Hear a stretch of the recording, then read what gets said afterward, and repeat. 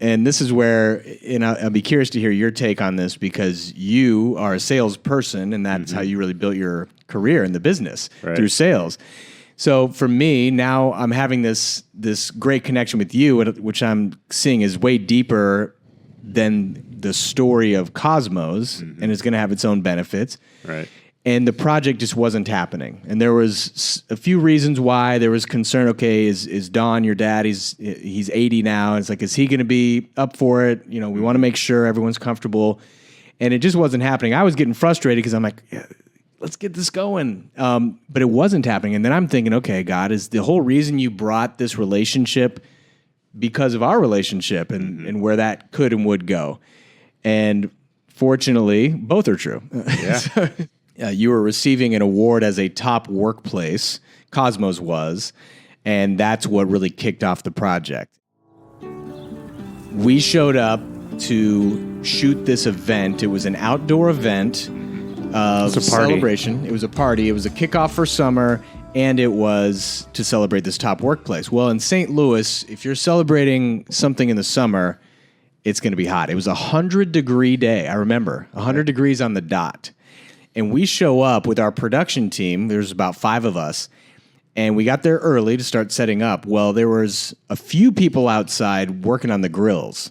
And it was Derek and his brothers flipping burgers, getting ready for all the employees who were inside in the air conditioning. Tom, what do you remember about that? Well, I mean, the big thing that I took away was how happy people were there. You know, you're working manufacturing, like you're doing like repetitive task here, and people are happy and enjoying each other's company. And I just didn't envision that. You know, I didn't know anything about the manufacturing, or I don't know, what do you call this? Manufacturing. Is it manufacturing? Yeah.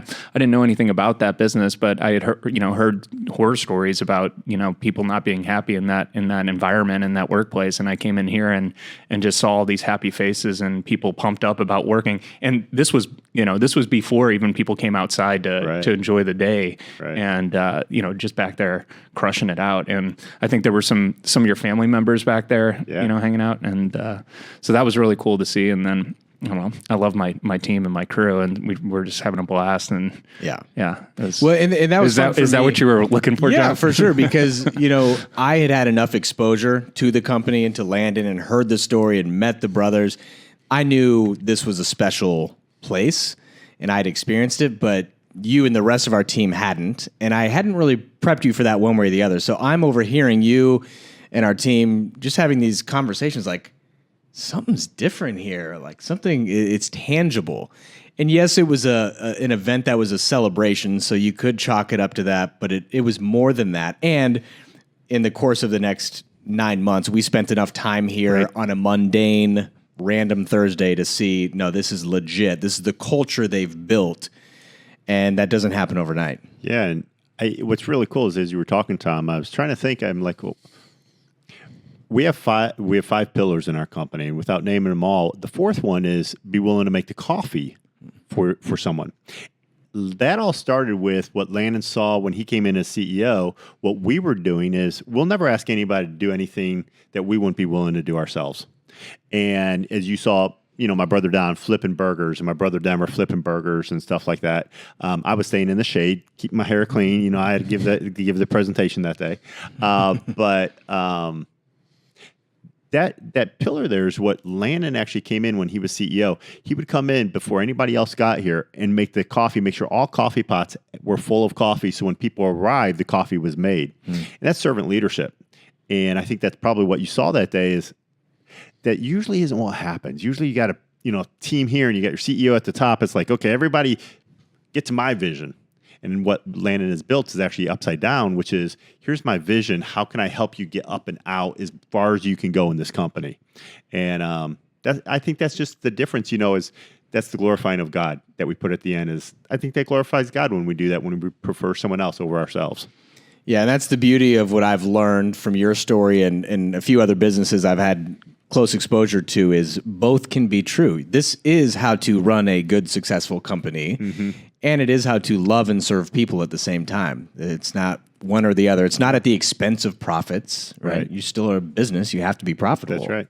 And you still have to do your job as an employee. You have to show up, you have to perform, you have to do those things. Yet there's grace for you when there is a mistake, and you're not just a number, you are a name, because everybody is a name.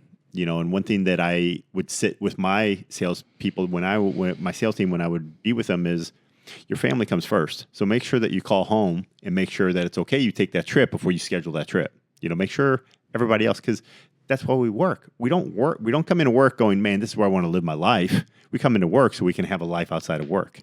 And that's what we know every employee comes in to do, is they don't really want to be here every day. They probably have a dream to be somewhere else. How can we help you get to that other place? Yeah, love it. And we've seen it as our team has just been part of this company from kind of a third party view. Yeah.